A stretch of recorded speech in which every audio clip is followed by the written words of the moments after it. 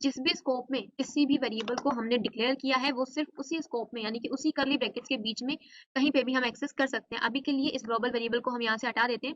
जैसे कि ये ए नाम का वेरिएबल हमने क्रिएट किया करवाया है, इसको हम प्रिंट करवा रहे हैं, तो ये इजीली से एक्सेसिबल है।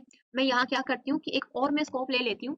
यहाँ पे मैंने कर्ली ब्रैकेट्स में एक और कर्ली ब्रैकेट्स मैंने लिया है, तो इसको हम क्या बोलते हैं, कंपाउंड स्टेटमेंट बोलते हैं। अब हम यहाँ क्या करते हैं कि मैं यहाँ पे एक मैं ch नाम से वेरिएबल क्रिएट करती हूँ जिसको मैं 20 असाइन कर देती हूँ। अगर मैं इसको प्रिंटफ फंक्शन की हेल्प से यहाँ पे मैं यूज करने की कोशिश करती हूँ ch नाम के वेरिएबल को, तो मैं इजीली से इसको यूज कर सकती हूँ। ठीक है, तो अगर मैं इस वेरिएबल की बात करूँ तो इसका स्कोप क्या है, ये इसका स्कोप है या फिर ये इसका स्कोप है। इसको हमने कहाँ डिक्लेयर किया है, इन कर्ली ब्रैकेट्स के बीच में, तो इन कर्ली ब्रैकेट्स के बीच में मैं इसको कहीं पे भी यूज कर सकती हूँ, no issue.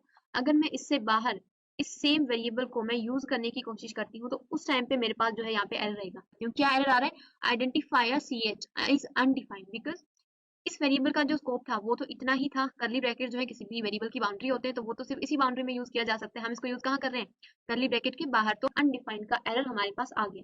Okay, because compiler जो है वो इसको नहीं समझ पा रहे हैं, बिकॉज कंपाइलर को यहाँ पे कोई, जैसे कि रूल हमने बताया था कि किसी भी वेरिएबल को यूज करने से पहले क्या करो, उसको डिक्लेयर करो। बट यहाँ पे इस कर्ली ब्रैकेट में हमने इसको डिक्लेयर किया ही नहीं है, हमने तो इसको यहाँ पे डिक्लेयर किया है और हम यूज इससे बाहर कर रहे हैं, तो ये हम नहीं कर सकते हैं। ओके,